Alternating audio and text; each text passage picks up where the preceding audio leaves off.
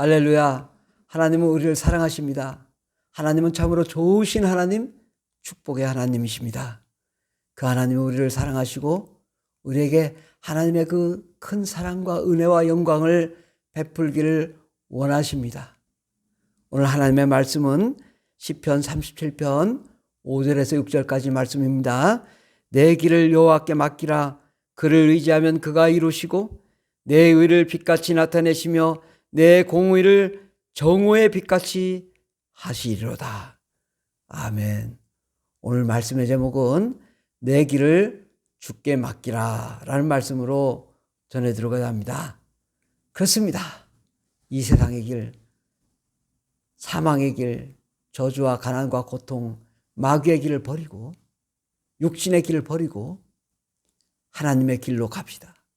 그 길은 영원한 영광의 길, 생명의 길, 소망의 길, 이 땅에서도 행복하며 축복이 넘치며 즐거운 길이 될 것입니다. 이 맡기라라는 단어는 원어로 에피립토, 헬라어로 에피립토라는 단어인데 이것은 던지다, 내던지다, 넘겨주다 이런 뜻을 가지고 있습니다. 또 히브리어는 갈랄이라는 단어인데 구르다, 굴리다, 롤, 영어로 롤, 의탁하다, 떠나가다 라는 의미를 가지고 있습니다. 그러니까 하나님께 맡기다라는 것은 나를 다 던져서 하나님께 드리는 것입니다. 하나님께 맡기는 것입니다.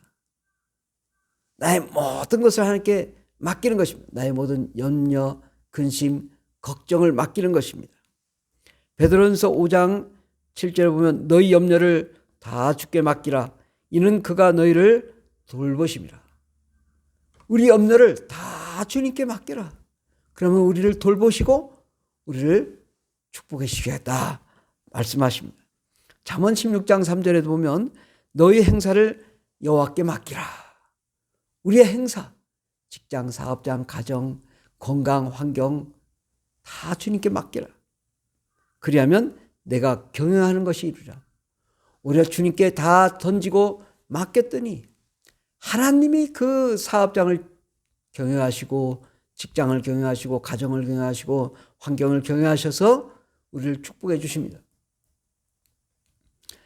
그러므로 우리는 우리의 그 모든 상황을 떠나서 하나님께 온전히 나를 드릴 때 하나님이 쓰실 수 있습니다. 내가 이렇게 붙잡고 있는 것이 있으면 하나님 쓸 수 없어요. 하나님이 내가 다 하나님께 드려야 하나님은 온전히 나를 치료도 하시고 또 축복도 하시고 생명의 길로 인도도 해 주시는 것입니다. 이 세상은 어둠과 저주와 가난과 슬픔과 육적인 음란과 타락과 또 불행의 세상입니다. 이것을 바로 이 세상 임금 마귀가 있는 어둠 흑암의 세상인 것입니다. 그런데 주님은 그 이 세상의 길을 버리고 하나님의 길로 가라고 말씀합니다. 하나님의 길은 이 세상의 저주가 아니고 축복의 길이고 생명의 길이고 소망의 길이고 영생의 길인 것입니다. 내가 이 세상의 그 저주의 것을 갖다가 부여잡지 않고 쥐고 있지 않고 이것을 놔버려야 놓고 하나님께 가면 하나님이 나를 축복과 생명의 길로 인도하시는 것입니다. 우리는 어려움을 겪을 때 하나님의 비전을 볼 수 있으면 좋겠습니다. 저도 신앙생활을 열심히 하다가 과거에 IMF 때 많은 어려움을 겪었습니다. 그때 주님 말씀하시길 주의 길을 가라. 그래서 신학교에 원서를 내고 목사가 되었습니다. 주님이 말씀하실 때 이 말씀이 안 들어오더라고요. 그래서 왜 이렇게 삶이 어려운지 이러다 정말 죽게 생겼어요. 그래도 저는 그걸 주님의 음성을 들을 줄을 몰랐던 거예요. 너무 어려워서 기도원 가서 기도하는데 너 죽인다. 정말 죽을 것 같더라고요. 찬송을 펴니까 제단 숯불 위에 대니 어찌 주저 아니할까? 주저할까? 주여 나를 보내주소서 보내주소서. 아, 주님이 나를 주의 길로 가라고 말씀하시는구나. 이것을 깨달은 거예요. 과거에 은혜 받았을 때 내가 주의 길 가겠습니다 하다가 13년이 지나서 그 위에 깨닫고 하나님의 길 가니까 모든 문제가 해결되더라는 거예요. 여러분, 어려움이 있을 때 주의 길로 가는 것이 좋습니다. 좋은 말 할 때 가셔야 됩니다. 어떤 한 여인이 있었습니다. 권사님이십니다. 신앙이 아주 좋으신 분이십니다. 근데 어떻게 하다가 암에 걸렸어요. 수술을 했어요. 수술하는데 의사가 깜짝 놀랐어요. 온몸에 암이 번진 거예요. 도무지 이건 치료할 수 있는 상황이 아닌 거예요. 그대로 다시 덮었어요. 그리고 퇴원을 시키고 집으로 보냈어요. 구제가 안 됩니다. 그때 이 여인은 이제 병원에 대한 의지를 할 수도 없고 이제 천국 갈 날이 멀지 않았기 때문에 오직 주님께 회개했습니다. 하나님, 내가 병원을 의지하고 세상을 의지했던 거 회개하고 하나님 나를 살려주시기만 하면 정말 이제 주님 뜻대로 살겠습니다. 나를 용서해 주세요. 하나님 말씀을 거역하고 하나님 뜻대로 살지 않은 거 내가 알고 있습니다. 나를 용서해 주세요. 내가 정말 주의 길을 가겠습니다. 이렇게 3시간을 통곡하며 기도하는데 이 병이 쑥 나가가지고 깨끗이 나음받은 거예요. 하나님께 전폭적으로 의지하니까 병도 고침 받을 뿐더러 하나님의 길을 온전히 가니까 영원한 하나님의 나라에 상급이 쌓이게 되는 것입니다. 우리는 하나님이 징계하시고 경고할 때 빨리 깨닫는 게 중요하다. 저는 그래서 빨리 깨달으려고 합니다. 아, 무슨 문제가 있으면 이게 하나님이 날 향해서 뭘 원하시나? 먼저 물어봅니다. 답을 하든 안 하든 어찌했든 물어봅니다. 물어보면 하나님이 답을 하실 것은 답을 하시고 답을 하지 않을 것은 답을 하지 않으시지만 뒤돌아보면 하나님이 다 답을 하신 것을 보게 됩니다. 하나님의 계획에 온전히 따라가야 될 것입니다. 왜 하나님은 우리에게 하나님께 맡기라고 할까요? 그것은 우리가 맡길 때, 전폭적으로 맡길 때 역사가 일어나는 것입니다. 우리가 비행기를 탈 때도요, 한 발은 땅에 놓고 한 발은 비행기에다 올려놓고 비행기 타면 어떻게 되겠어요? 가랑이가 찢어질 정도가 아니라 이건 사망. 비행기에 좌석에 딱 앉고 안전벨트 딱 매가지고 완전히 내 몸을 비행기에 맡겨야 하늘에 올라가는 거예요. 하나님께 나아가는 것도 그렇습니다. 우리가 기도할 때도 그렇고 말씀 볼 때도 나의 모든 것을 전폭적으로 다 드릴 때 이제 하늘로 올라가는 거예요. 한 발은 교회에, 한 발은 세상에 가랭이 찢어지죠. 온전히 하나님께 맡기면 하나님이 여러분을 축복하시고 경영하시고 인도해 줄 줄 믿습니다. 하나님은 생각이 없으신 게 아니에요. 창세 전부터 여러분을 택정하시고 귀하게 쓰시려고 작정하셨어요. 그런데 말을 안 들으면 희망이 없는 것입니다. 하나님이 일할 수 없는 것입니다.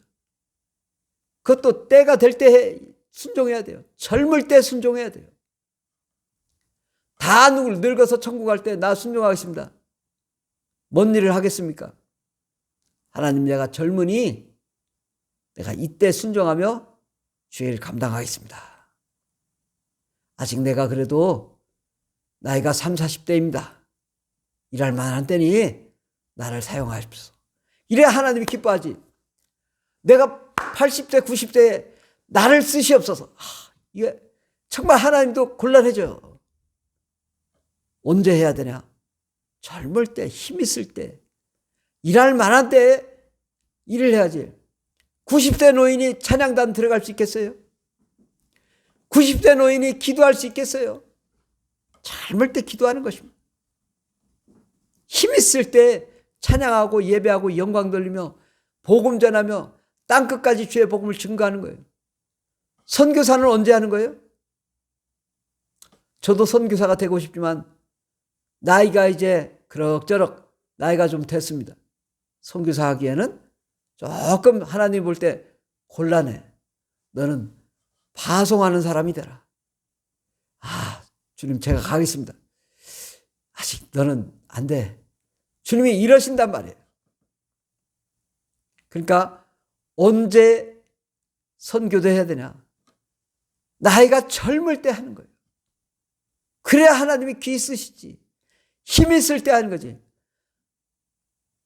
다 나이 들어서 허리 꼬부라지려고 하는데 주님 나를 선교사로. 그래, 의지는 좋다만 하나님이 그러신다니까요. 그래서 주님이 부르실 때, 위대한 계획을 갖고 계실 때, 여러분과 함께 일하시기를 원하실 때 그때 일해야 되는 거예요. 하나님이 부르신다면 아멘, 내가 순종하며 나아가겠습니다. 하나님의 부르심과 계획이 있다면 절대 순종하며 절대 복종하며 따르겠습니다. 이럴 때 하나님이 여러분을 축복해 주실 줄 믿습니다. 여러분, 주님께 맡기는 거는요, 온전히 맡기는 거예요. 모세를 부를 때도, 여호수아를 부를 때도 내 신을 벗으라 라고 말씀합니다. 창세기 3장 5절에 보면 하나님이 이르시되 이리로 가까이 오라. 내가 선 곳은 거룩한 땅이니 내 발에서 신을 벗으라. 왜 신을 벗으라고 할까요? 뭐 신발에 냄새가 날까요? 그렇지 않고 내 주장, 내 생각, 내 주권 다 내려놔라. 온전히 하나님께 드려라. 그래야 너한테 뭐라도 말씀할 수 있지. 네 뜻대로 한다고 하는데 어떻게 내가 너에게 말하겠냐. 너의 신을 벗으라. 그리고 주님이 말씀하시는 것입니다. 나의 모든 것을 주님께 맡기십시다. 예수님도 아버지께 온전히 맡기고 십자가에 못 박히신 것입니다. 사도 바울은 결혼도 하지 않고 맡겼습니다. 전 세계를 복음화시켰습니다. 베드로도 목숨 걸고 주를 위해 달려갈 때 감옥에 가도 옥문이 열렸습니다. 사울과 바울도 또한 실라와 바울도 이 감옥에 들어왔을 때 기도하며 찬송하니 하나님의 역사가 나타나 지진이 일어나고 옥토가 움직이고 문이 곧 다 열리며 모든 사람의 메인 것이 다 벗어졌다고 말씀합니다. 이것이 온전히 맡긴 자의 증거인 것입니다. 하나님은 온전히 맡겨 전폭적으로 사용하시는 것입니다. 어떠한 질병도, 어떠한 상황의 어려움도 하나님께 내어 맡겨야 하나님이 기적을 베푸시는 거지. 양다리 걸치고 있으면 가랭이만 찢어지고 피투성이만 되는 것입니다. 교회 다니면서 세상 길로 가고 술 먹고 담배 피며 음란하면 어떻게 되겠습니까? 이것은요, 육적인 음란도 있지만 영적인 음란도 있는 것입니다. 세상을 사랑하지 마세요. 세상에 희망이 없습니다. 세상이 여러분을 지켜주지 않습니다. 오직 예수님께 맡기십시오. 예수님이 다 책임져 주십니다. 우리는 어떻게 해야 하나님께 맡기는가? 하나님은 영적으로 말씀하십니다. 영계의 세계가 물질계도 창조하시며 영적으로 말씀하십니다. 근데 우리는 자꾸만 육적으로 가려고 해요. 아유, 주님, 내 직장은 어떡하고요? 내 가정은 어떡하고요? 내 건강은 어떡하고요? 내 물질은 어떡하고요? 그런데 하나님은 다 내려놓고 나를 따르라.